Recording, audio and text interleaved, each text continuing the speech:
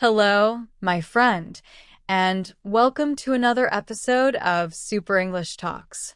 This is the place where you can practice English and at the same time learn ideas that are useful for your real life. My name is Jara, and I'm really happy to be with you today. Thank you for giving me your time. Thank you for choosing to listen because your time is valuable. Today, we're going to talk about something very important, something that almost every person in the world uses every single day. What is it? You guessed it, it's our phones. That little device in your pocket or maybe in your hand right now. We use it many times every day. We use it when we wake up in the morning. We use it when we are at work, when we are on the bus, when we are eating, and even before going to bed. Sometimes we check our phones just to look at the time. Sometimes we open one app, then another. And before we know it, 20 minutes, 30 minutes, maybe even 1 hour is gone just like that. Let me ask you something. Has this ever happened to you? You tell yourself, I'll just check one message, or I'll just watch one short video. But suddenly, you look at the clock, and an hour has disappeared. Has that happened to you? If your answer is yes, don't worry. You're not alone. This happens to almost everyone. Now, here is the interesting part. Phones are not bad. In fact, phones are amazing. They give us so many opportunities. With our phones, we can talk to our family and friends, even if they live far away. Take pictures and videos to remember special moments. Listen to music, read books, or even watch movies. And, of course, study English, just like you are doing right now by listening to this podcast. So, yes, phones can help us in many ways. But at the same time, phones can also become a problem. They can take too much of our time. They can make us feel tired. They can stop us from focusing on the things that are truly important in our lives. Many students tell me, Jason, I want to study more, but my phone distracts me. Many workers say, I feel so busy, but I also spend so much time checking my phone. So here is the big question. Do you control your phone, or does your phone control you? This question is not only for you. It's for me, for your classmates, for your coworkers, for your parents, for everyone. Because phones affect all of us. In this episode, we're going to explore this topic step by step. First, we'll talk about how phones can help us. Then, we'll look at how phones can also control us if we are not careful. We'll discuss the signs to watch for, and finally, we'll talk about some simple ways to take back control of your time and your focus. And here's the good news. You don't need to stop using your phone. You don't need to throw it away. The only thing you need to do is use it with purpose. That means you decide when and how to use it, instead of letting it decide for you. So, take a deep breath. Relax. Listen carefully. As we go through this podcast, you'll not only learn useful ideas for life, but you'll also practice English. You'll hear simple sentences, clear examples, and real-life situations. And remember, don't just listen. Try to speak along with me if you can. Repeat the sentences. This will help you practice both listening and speaking at the same time. All right, are you ready? Let's begin this journey together and find out who is really in control, you or your phone. The power of the phone in our lives. Let's start by thinking about how powerful our phones really are. Today, most people have smartphones. These are not just telephones for calling or sending text messages. No. These are small computers that we carry in our pockets every single day. If we use them in the right way, they can help us in many parts of our life. Let's look at some examples. 1. Communication. The first and most obvious way is communication. With your phone, you can send a message to someone far away. You can call your family, talk to a friend in another city, or even make a video call with someone in another country. Apps like WhatsApp, Telegram, and Messenger make it so easy to stay connected. We can send photos, videos, voice messages, or simple texts. Some people even use their phones to meet new friends online or to join communities with people who share the same hobbies. In this way, our phones help us feel close to others, even when we are physically far apart. They give us connection, and connection is something every human being needs. 2. Learning. The second way our phones help us is learning. Right now, you are using your phone to listen to this podcast and practice your English. That is learning. But it doesn't stop there. You can read articles, listen to audiobooks, watch videos, or even take online courses, all from your phone. For many people, the phone has become like a pocket teacher, a pocket library, or even a pocket classroom. And the best part is, you can carry it with you everywhere. That's a great example, my friend. With just one device, your phone, you can do so many things.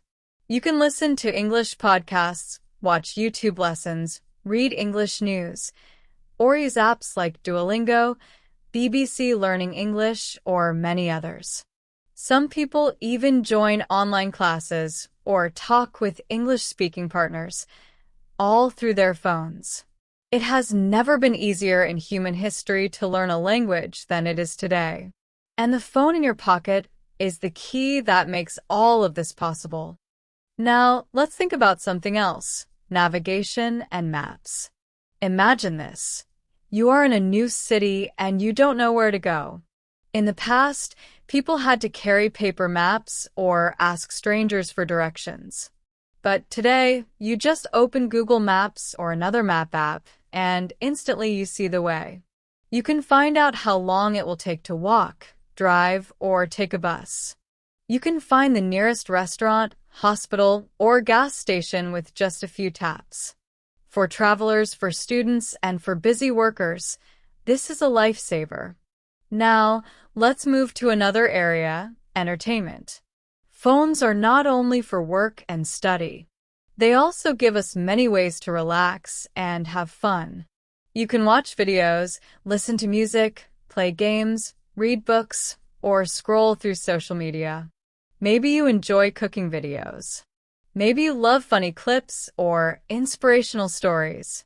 Maybe you just want to listen to your favorite music to feel calm after a long day. When used in the right way, entertainment on your phone can make you feel happy and refreshed. It's like carrying a little TV, a little radio, and a little library, all inside your pocket. Phones are also powerful tools for productivity and daily life. You can set alarms to wake up in the morning. You can create to-do lists to stay organized. You can use a calendar app to remember birthdays, meetings, or important deadlines. Many people use banking apps to pay bills without going to the bank. Others use shopping apps to buy clothes, groceries, or even food delivery.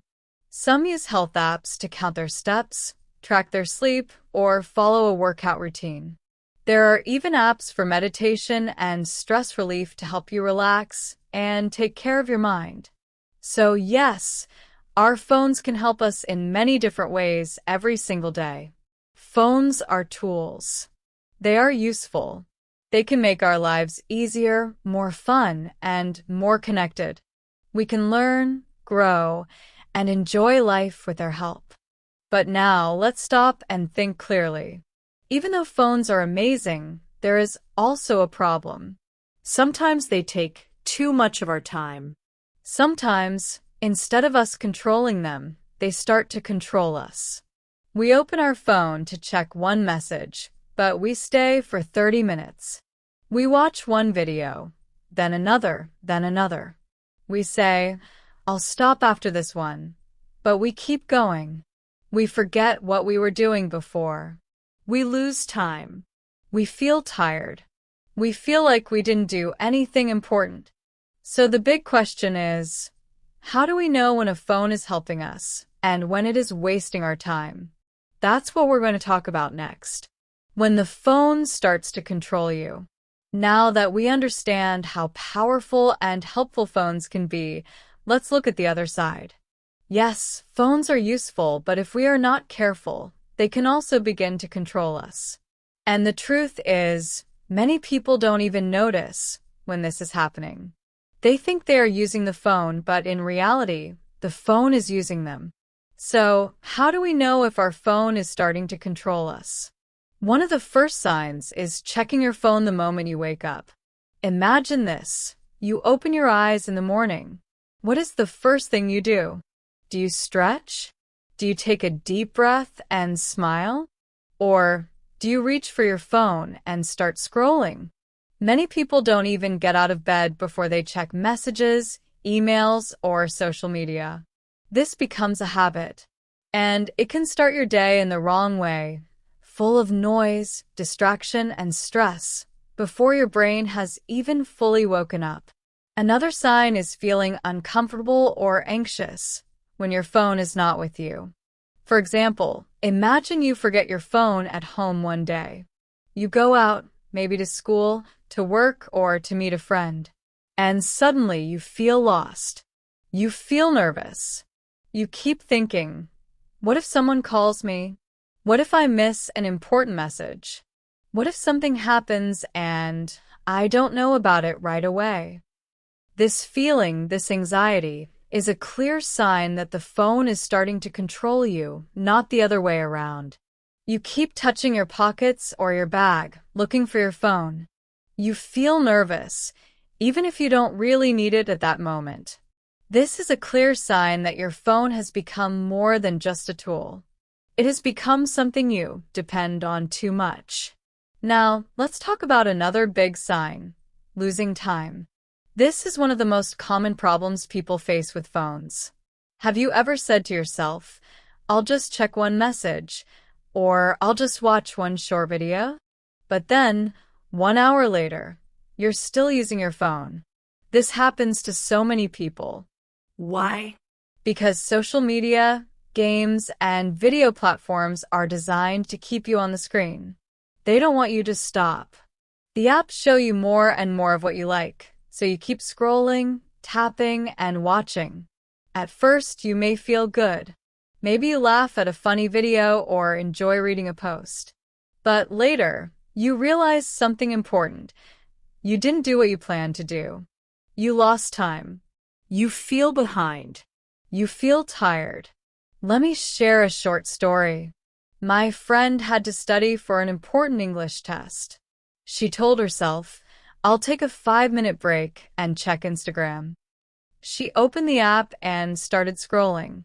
She liked a few photos. She watched some funny videos. Then she saw a message from a friend. She replied, and the conversation continued. When she finally looked at the time, 45 minutes had passed. She had forgotten about her homework. Later that night, she felt stressed and guilty. She said, I just wanted a short break. I don't know where the time went. This is just a small example, but it happens to many of us almost every single day. Another big sign is feeling pressure to reply quickly.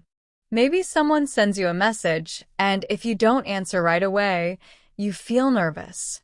You keep checking your phone again and again, waiting for a reply. Even if you are working or studying, your mind is not fully there. Instead, it's thinking about the phone. You feel like you must answer immediately, even if the message is not important. This creates stress in your mind and makes it hard to focus. You lose energy, you lose peace, and you lose concentration. All of these are signs that your phone may be starting to control your time, your energy, and even your emotions. Think about it.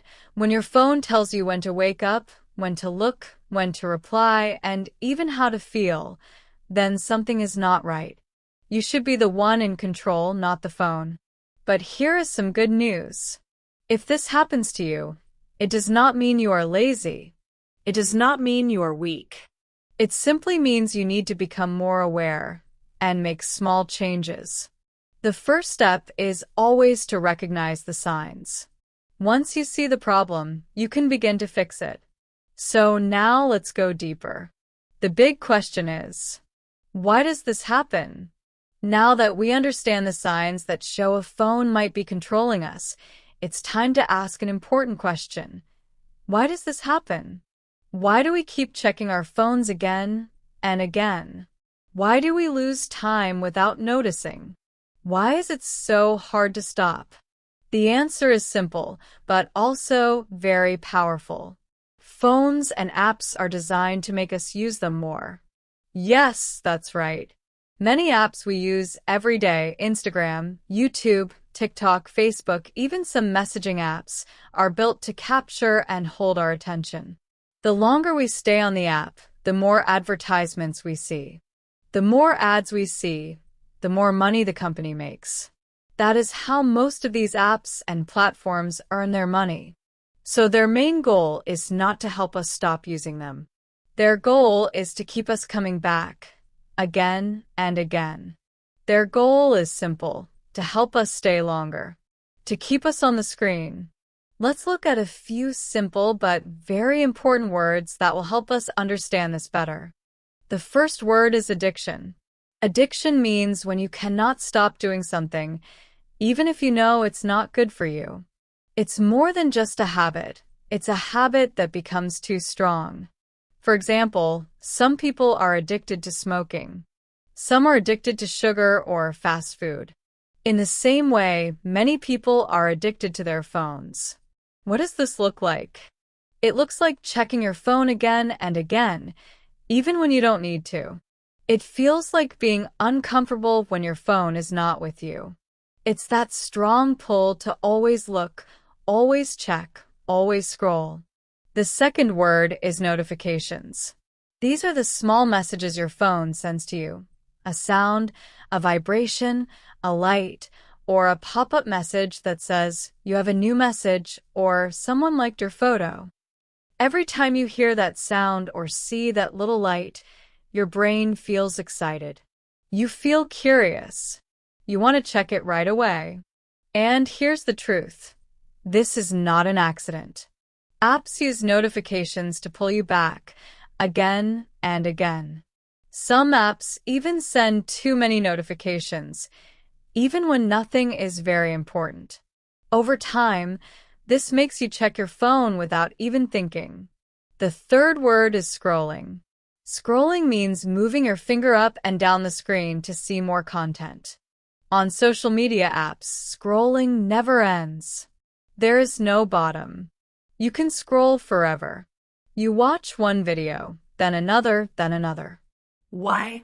Because of something called a recommendation system. The app studies you. It sees what you like, what you watch, and how long you stay.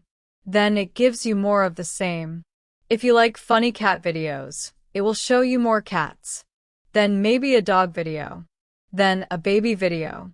Before long, your whole screen is filled with things that make you smile or laugh. This makes it very hard to stop. It feels fun, it feels easy, and it feels relaxing. But then, suddenly, an hour is gone. And you don't know where the time went. The same thing happens with games. Many phone games give you small rewards, coins, stars, gifts, or new levels. Each time you win something, your brain feels happy. You want to keep playing to get more. Even if you tell yourself, I should stop, it feels hard to leave in the middle. Your brain is waiting for the next reward. It's a clever trick, but also dangerous if you're not careful. Now, think about this. How often do you use your phone without planning? Many times you don't say, I will use my phone for 20 minutes. Instead, you just pick it up, check one thing, then another, then another. And suddenly, a lot of time is gone. Why? Because these apps are not designed to stop you. They are designed to keep going. They are designed to keep you there. And that is why time disappears so quickly without you noticing. So, what can we learn from this? The most important lesson is this. It's not all your fault. If you find it hard to stop using your phone, you are not lazy. You are not weak. You are simply human. Your brain is reacting in a normal way. Your phone is designed to catch your attention, and it is doing its job very well. But now, because you understand this, you have more power. You can begin to make better choices. You can learn to use your phone in a healthier, smarter way. In the next part of this episode, we will talk about something very important. How do you know if you are in control? What are the signs that show you are using your phone in a healthy way instead of letting it control you? We'll also look at some small, simple steps you can take to get back your time, your focus, and your energy. And don't worry, you don't need to throw away your phone. You don't need to stop using it completely. You just need to learn how to use it with more awareness and more purpose. Signs you are in control. Now that we know how phones are designed to catch our attention and pull us in, let's look at the positive side. Yes, it's true. Phones can control us. But they don't have to. You can still enjoy your phone and at the same time stay in control. So, how do you know if you are in control of your phone? Let's look at some clear signs. The first sign is that you use your phone with purpose. This means you know why you are using it. For example, maybe you open your phone to practice English by listening to this podcast. Or maybe you want to call your friend, check the bus schedule, or send an important message. These are clear, useful reasons. You are using your phone as a tool, not just as a toy. You know what you want to do, and after you finish, you stop. That is a strong sign of control. The second sign is that you decide when and how long to use your phone. The phone doesn't tell you when to look. You decide. For example, you might say, I will use my phone for 15 minutes now. Then I will study. And then you follow your plan. You don't keep checking it every few minutes. You don't run to it every time you hear a sound. You are not always reacting, you are making choices. That is control. The third sign is about how you feel after using your phone. Think about it. When you put your phone down, do you feel happy and refreshed, or do you feel tired and guilty? If you use your phone to learn, grow, or connect with people in a positive way, you usually feel good afterwards. You feel stronger, not weaker. But if you spend too much time scrolling without purpose, you often feel bad later. So, if your phone time feels healthy and helpful, that's another clear sign that you are in control. The fourth sign is that you can leave your phone alone without stress. Imagine this. You turn off your phone for 1 hour. Can you relax? Can you enjoy what you're doing without worrying? If your answer is yes, then you are probably in control. You don't panic if your battery dies. You don't feel lost if your phone is in another room. You understand that the phone is just a tool, and you are fine without it for a while. That is a very powerful feeling. Another sign is having your own phone rules. Some people make special rules for themselves, like no phone in the morning until after breakfast. No phone 1 hour before bed. No phone at the table during meals. These small habits show who is the boss, you or the phone. If you can make rules like this and follow them, it shows that you are in charge. When you are in control, your phone is not an escape from life. It's a tool that supports your life. You use it to learn new things, talk to people you care about, and make smart decisions. You don't live in fear of missing out. You don't feel the need to check every notification immediately. Instead, you focus more on real life, on your goals, your work, your studies, your hobbies, and your relationships. Your phone is there to help you, but it doesn't lead you. And here's the important part. Being in control doesn't mean you stop using your phone. It doesn't mean you throw it away. It simply means you know how and why you use it. It means you take breaks. You pay attention to your feelings. You make space for silence, for thinking, for resting. And when you pick up your phone, you do it for a reason, not just out of habit. So now let's pause and reflect. Ask yourself, am I using my phone with purpose? Can I stop when I want? Do I feel good after using it? If your answer is yes, then congratulations, you are in control. How to take back control. You are already on the right path. If your answer was not yet, don't worry. Awareness is always the first step. You are learning, and you can start taking back control from today. Now that you understand how phones are designed to keep our attention and how to recognize whether you are in control, let's go one step further. Let's talk about something even more important: how to actually take back control. The good news is this: you don't need to make big or difficult changes. Small steps can help a lot.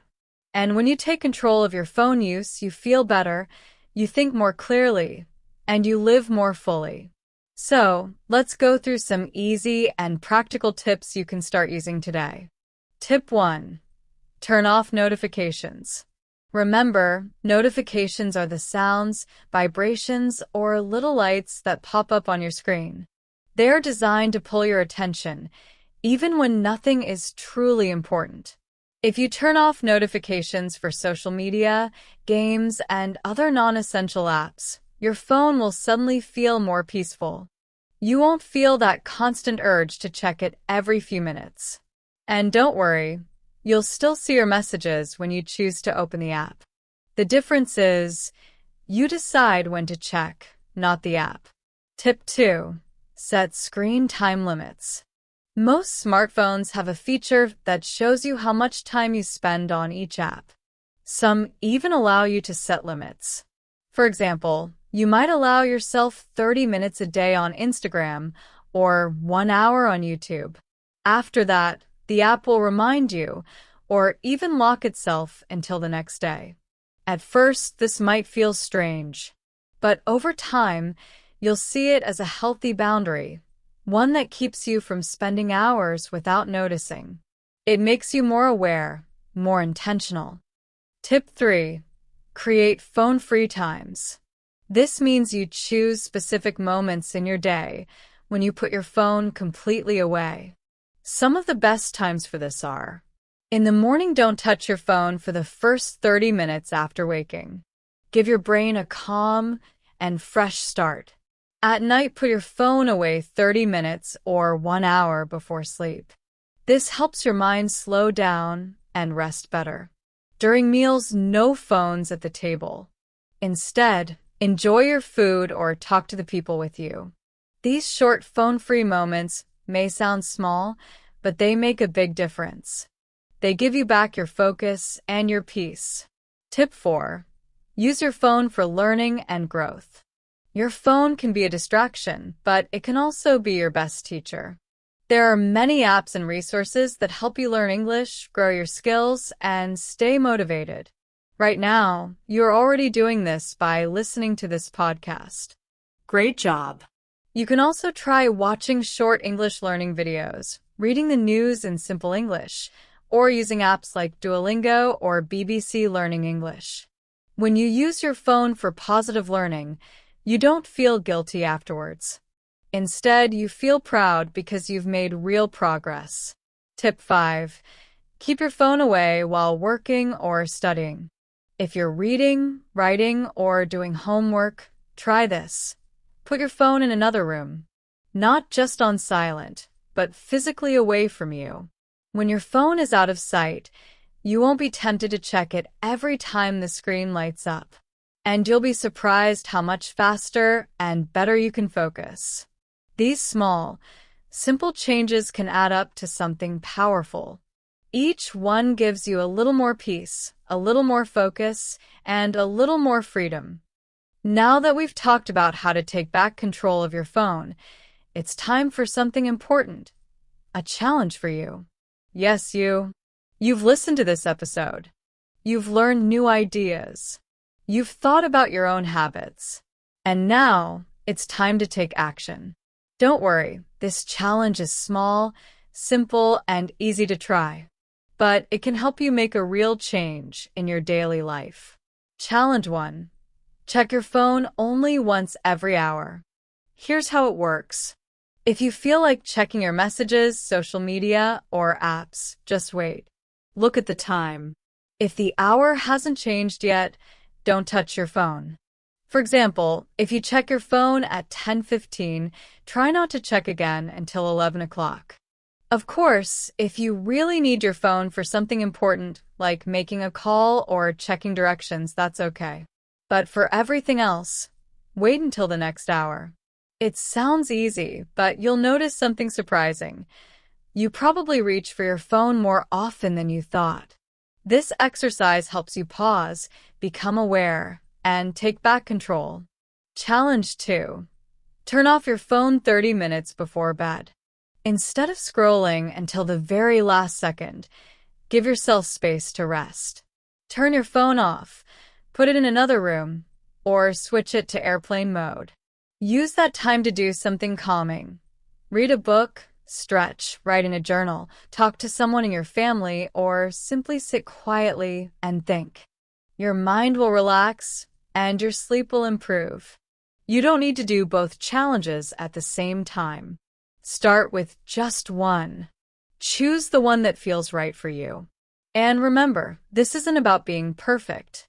It's about practicing awareness and building small habits that make your life healthier and more peaceful. So, are you ready to try? Pick your challenge and see how it feels. You can create healthy habits with your phone. Simple things like turning off notifications, setting screen time limits, and making space for phone-free moments during your day. And remember the signs that show you are truly in control.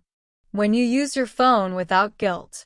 When you feel calm and happy after using it. When you don't panic if your phone is in another room. When you use it for learning English or talking with loved ones. That's real control. That's balance. That's peace. And this is what I want for you. A balanced, calm, and focused life. You don't need to throw away your phone or hate it. You just need to understand how it affects you and how to manage it better. Like any tool, it depends on how you use it. So, as we finish this episode, I want you to take a deep breath. Think about your own habits. Ask yourself, am I using my phone with purpose? Am I in control? Or is my phone controlling me? What is one small change I can make today? And don't forget, speaking about this topic is also a great way to practice your English. After listening, try to speak out loud. You can talk to yourself or explain what you learned to a friend. For example, you can say, I learned that phones are tools, but sometimes we use them too much. I want to check my phone less and study more.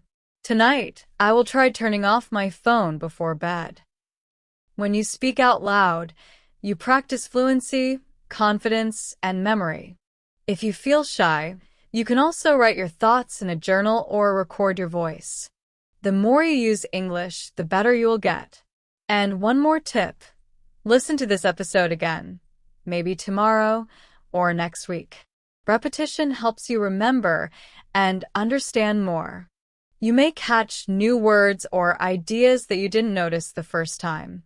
If you found this episode helpful, please share it with a friend. Maybe they also struggle with phone habits. Maybe they also want to improve their English. Sharing helps them, and it helps you grow too. And finally, don't forget to subscribe if you haven't yet. More episodes are coming soon about life, personal growth, learning English, building better habits, and so much more. We are building a community of learners who grow step by step, day by day. And I would love for you to be part of it. Remember this, you have the power to make small, smart choices. Those choices will shape your future. Use your phone wisely. Stay focused on your goals. And never stop learning.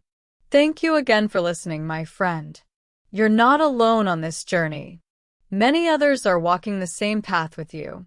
And together, step by step, We can all take back control of our time, our focus, and our happiness.